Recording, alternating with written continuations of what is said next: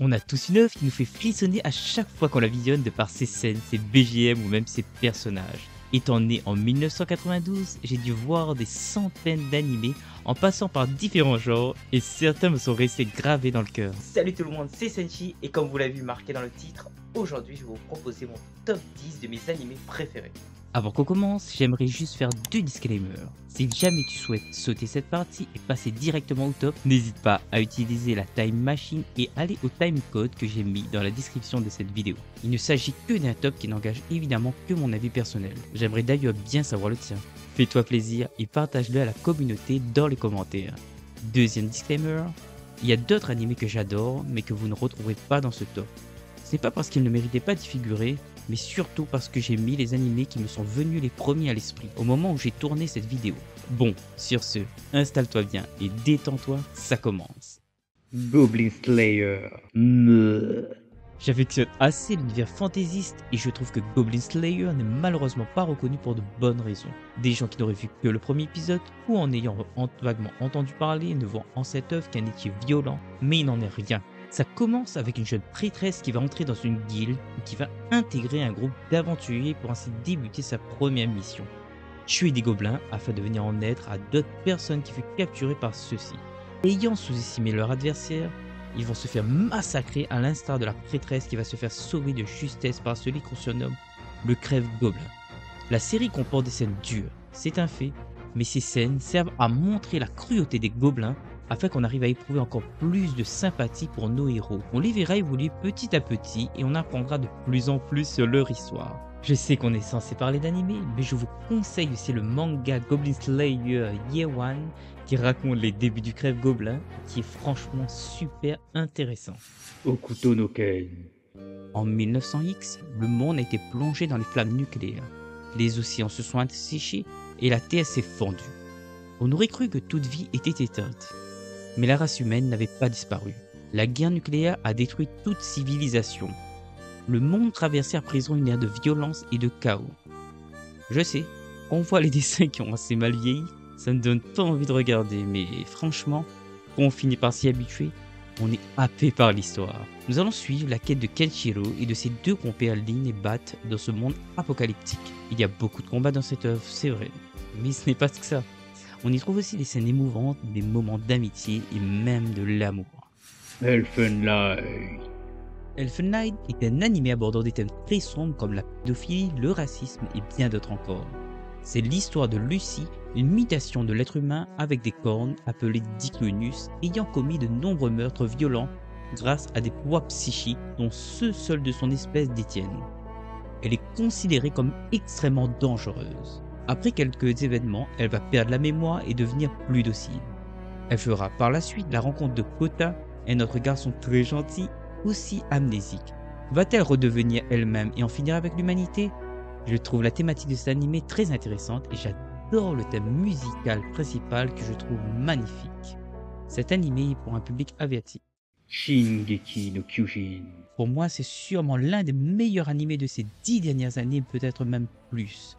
Son scénario ne nous prend pas pour des cons et on est à chaque fois surpris par des révélations auxquelles on n'y aurait jamais songé. Raconté d'une manière tellement captivante, il est en plus armé d'une animation incroyable et d'une belle bande son. J'ai vu beaucoup de gens ne pas kiffer la fin, mais je l'ai trouvée très cohérente et même excellente pour ma part. Mes personnages préférés sont Eren Yeager, Sasha et Annie Leonard. Franchement, si vous aimez ce genre d'animé, foncez. Détective Conan. Détective Conan est tellement captivante par rapport à ses mystères. À chaque épisode, on essaie de se mettre à réfléchir pour pouvoir résoudre chaque énigme qui nous est présentée. Je ne peux pas lancer un épisode sans avoir envie de savoir ce qui va se passer, d'où sa place largement méritée dans ce classement. City Hunter. Nicky Larson ou Ryo Saiba si vous préférez est l'un des protagonistes les plus badass que j'ai eu.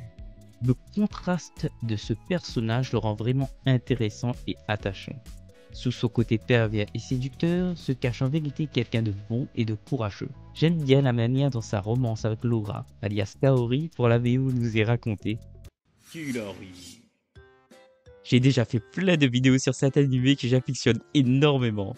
Animé qui m'a été fait découvrir par ma petite sœur à la base. C'est l'histoire d'une jeune fille assez gourmande et naïve du nom de Kirari qui va se lancer dans le monde du spectacle afin de pouvoir être avec celui qu'elle aime. C'est une série remplie de plein de scènes rigolotes, notamment avec un chat qui sait tout faire et de superbes musiques qui vont vous rester dans la tête. Il a aussi une bonne morale.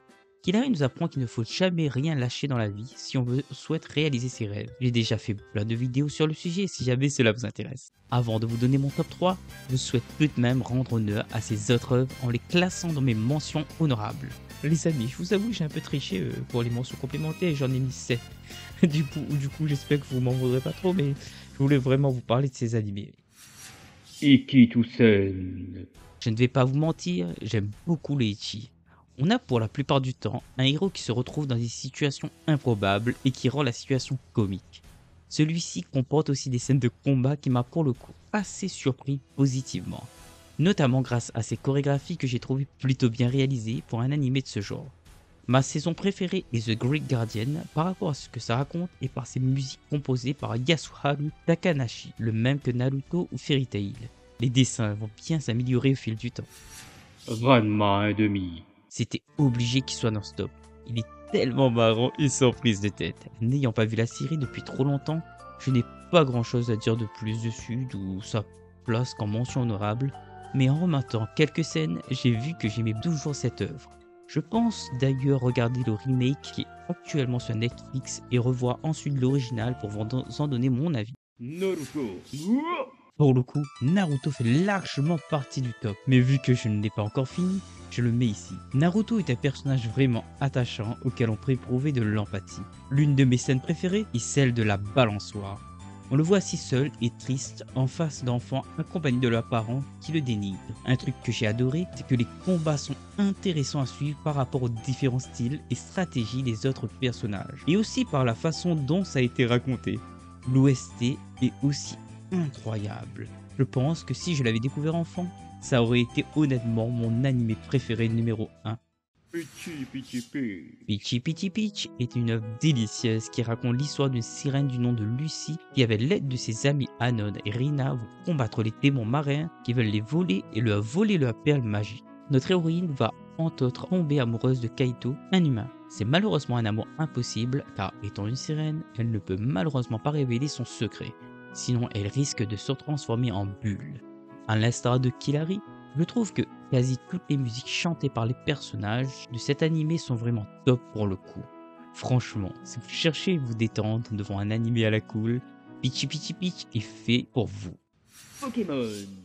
Je ne pouvais pas faire ce classement sans parler de Pokémon.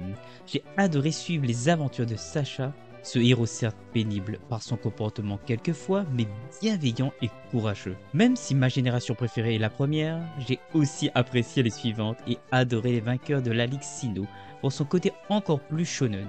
Je me souviens à l'époque de beaucoup avoir apprécié les personnages de Pierre, de James et de Ondine. Et en re-regardant quelques épisodes de la série récemment, j'ai constaté que c'était toujours le cas. L'école des champions. Alors que beaucoup d'autres enfants de mon âge avaient Olive et Tom sur le chaîne de télé, moi j'avais l'école des champions.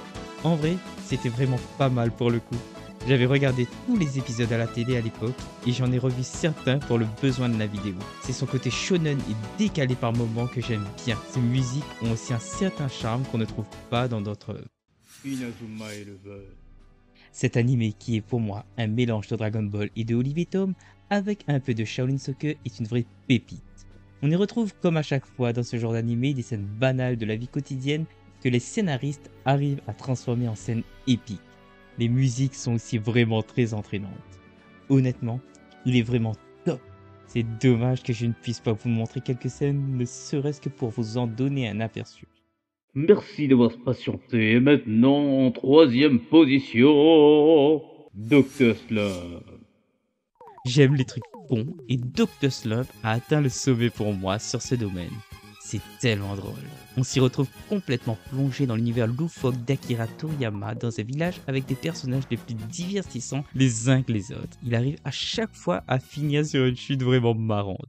Magical Doremi. J'ai toujours adoré les Magical Girls et leurs scènes de transformation. Magical Doremi raconte l'histoire de Doremi Harukaze, une jeune fille malchanceuse qui va devenir une apprentie sorcière et vivre des aventures les plus fous que les uns que les autres.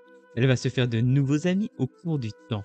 Chaque épisode raconte les problèmes et la résolution du problème des élèves de sa classe ou d'autres personnages. Malgré les apparences, Magical Doremi peut se montrer assez sombre par moments et aborder des thèmes assez inattendus comme la guerre ou la mort. Je préfère ne pas vous en dire trop comme je compte faire une grosse vidéo sur le sujet, mais je vous le conseille grassement. Le numéro 1.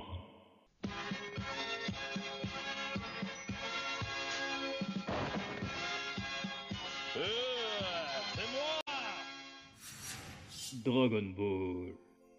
Dragon Ball m'a tellement marqué par son univers incroyable, par son humour, son histoire palpitante et ses personnages attachants. On y retrouve le dépassement de soi. Goku est un personnage qui inspire le respect et l'admiration par ses actes et sa manière d'être. L'anime comporte de superbes musiques devenues cultes aujourd'hui, non pas seulement à cause du temps, mais par rapport à sa bonne qualité. Alors que certaines autres œuvres ne se contentent que de mettre des musiques d'ambiance qui ne servent qu'à combler un vide, celle de Dragon Ball donne encore plus vie à chaque scène qui nous est montrée. On a aussi droit à diverses évolutions de personnages qui, comme dans tout bon shonen qui se respecte, vont se mettre en cause et passer d'antagoniste à protagoniste. Voilà, la vidéo est maintenant terminée. Si elle t'a plu, n'hésite pas à liker, à commenter et à t'abonner si ce n'est pas déjà fait. Pense à bien manger et à regarder un bon animé. Sur ce, sayonara.